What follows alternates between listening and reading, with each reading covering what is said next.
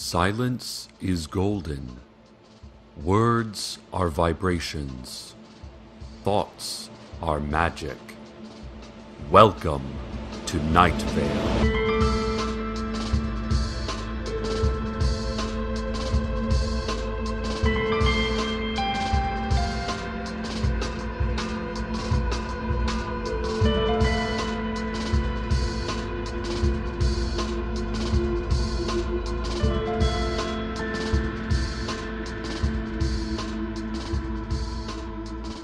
Next Saturday is the big lottery drawing, listeners, right out in front of City Hall, and your community radio station has put together a few helpful tips for winning. The lottery is, of course, mandatory, but how can you get the best odds for drawing a blank white paper and not one of the purple pieces that means you'll be ceremoniously disemboweled and eaten by the wolves at the Night Vale petting zoo and makeshift carnival? I know to some of you young people, this lottery seems like a barbarous, outdated tradition, but if not for municipally planned citizen sacrifice each quarter, how else would we find satisfactory meats to feed those sad, scrawny animals? So, here now are the 3 I's of playing the lottery. I-1. Identify.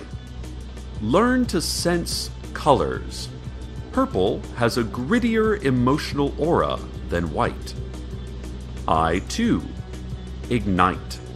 Set fire to your home. While it's not true that wolves refuse to eat arsonists, it's a scientific fact that they're unable to detect the presence of one. I-3. Imitate. If you happen to draw a purple piece, impersonate someone who drew a white piece. You might be mistaken for a person who is colorblind. This, of course, will lead to months of painful color re-education at City Hall. But in most cultures, that's better than being eaten by wolves. Also, make sure to visit the Food Truck Festival, which will be downtown as part of the lottery festivities. Popular truck treats include Korean barbecue, vegetarian chili, and veal ice cream. Carlos, this station's favorite scientist, no offense to Dr. Dubinsky in the Night Vale Community College Chemistry Department, dropped by our broadcast location earlier this morning for a little chat. Sadly, dinner or weekend plans were not among the topics. However, Carlos did request that we ask listeners for anyone who saw a series of bright, colorful flickers coming from Radon Canyon this past weekend. These flickers would have also been accompanied by unintelligible noises, possibly some form of coded communication or signal jamming technique. Carlos suggested that there could be some very sinister forces at work here. He declined to be interviewed live, claiming only that he was scared for us. Scared for all of us in our strange town. Then he drove away quickly in his economical but attractively sporty hybrid coupe. If anyone out there knows anything about these otherworldly lights and sounds, please contact us immediately. Night Vale School Superintendent Nick Ford announced today that the Glow Cloud has joined the school board.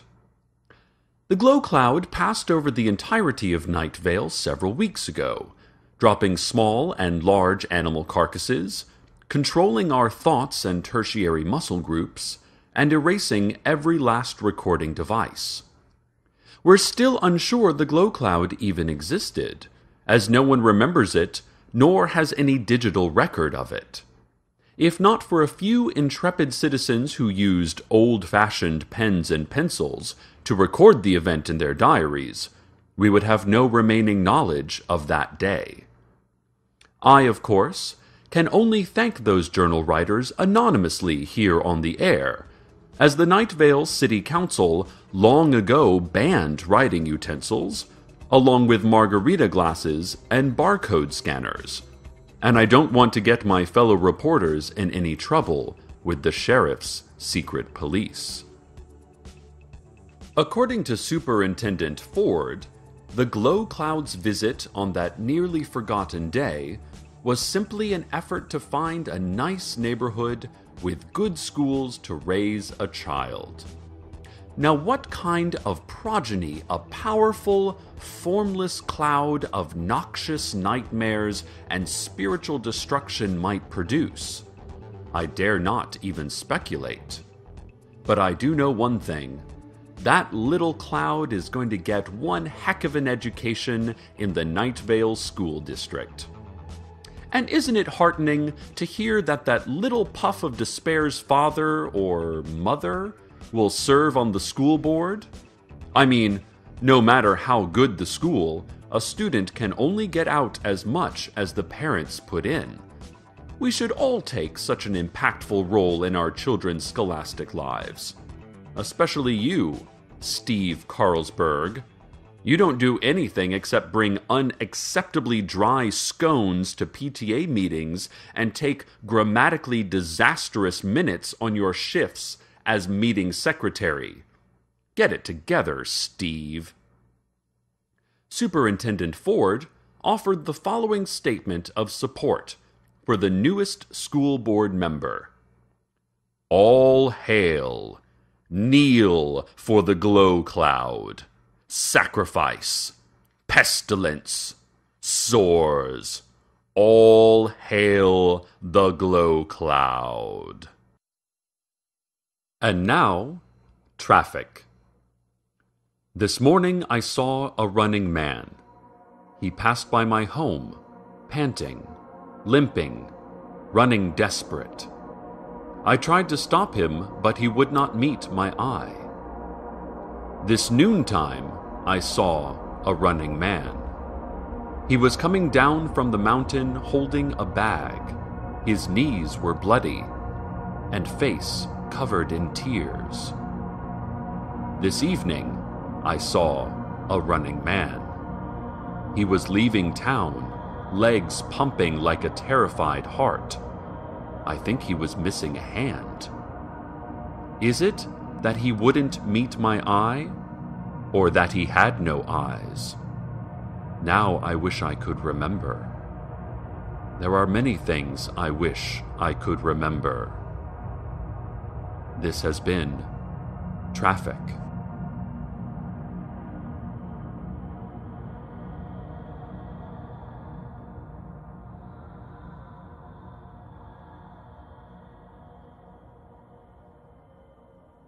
New billboards have appeared all over town, bearing the image of a turkey sandwich and the single word harlot in large block letters.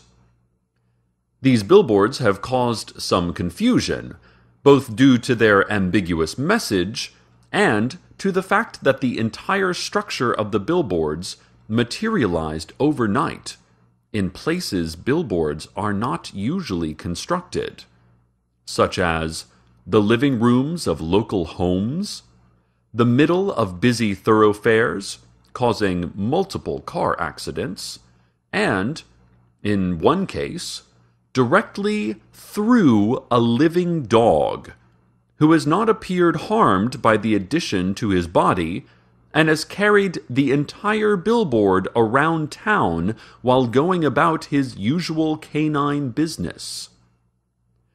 The Department of Health and Human Services recently claimed responsibility for the billboards, saying that they were part of a campaign to promote nutrition and healthy living among children.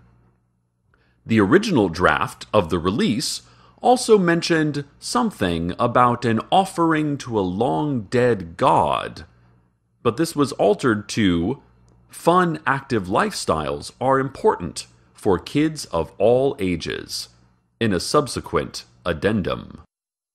We're receiving several phone calls from listeners and from the Parks Department that those flickering lights and unintelligible noises we reported on earlier were coming from the Pink Floyd Multimedia Laser Spectacular. I contacted Carlos about this, and he said that the situation is even worse than he imagined. He, again, did not mention weekend plans. A sports scandal has shook our quiet little town. The Night Vale Scorpions have faced multiple allegations of possible game tampering this football season. Representatives for the Desert Bluffs School District, speaking in unpleasant and high-pitched voices indicative of weakness of will and character, complained to the Regional Football and Traffic Code Authority that Night Vale quarterback Michael Sandero's recently grown second head counts as a 12th man on the field, thus invalidating the wins brought on by his also recently acquired superhuman agility and strength.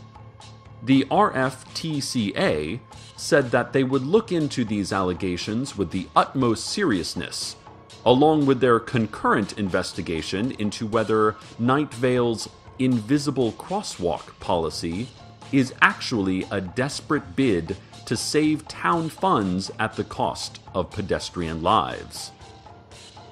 Meanwhile, the school board is due to announce its decision in their ongoing hearings as to whether appealing to angels for a win constitutes illegal game tampering. Several angels agreed to testify at the hearings. However, their testimonials were cut short when it became apparent that the hearings were actually elaborate traps set up by the city council to finally capture the angels, whom the council does not recognize as actually existing. Fortunately, the angels easily escaped from their cages in a blaze of heavenly light, presumably returning to Old Woman Josie's house, out near the car lot, which has become something of an informal shelter for local angels. When asked about the controversy over his team's winning record, coach Nazar Al-Mujahid said, "Our boys are good boys.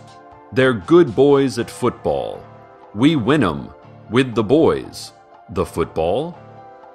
Then he smiled vacantly, waved at no one, and wandered off in the direction of the woods. More on this story as it develops. And now a word from our sponsor. Step into your nearest Subway restaurant today and try their new 6-inch mashed potato sub. Top it with a delicious assortment of fresh vegetables, like French fries and Nutella. They'll even toast or poach it for you. There are several Subway locations in Night Vale, all easily accessible through witchcraft and chanting. And between now and November 30th, buy 9 reverse colonics and get a free 40-ounce soda or freshly baked tobacco cookie. Subway. Devour your own empty heart. Exciting news about the abandoned mine shaft outside of town where people who vote incorrectly are taken by the secret police. HBO On Demand will be made available to prisoners during their indefinite detention. All your favorite shows, such as The Wire, Sex and the City, and even new hits like Game of Thrones, will be available in every cell. Additionally, the secret police announced they will be randomly executing 1 prisoner a day until all incorrect votes are corrected.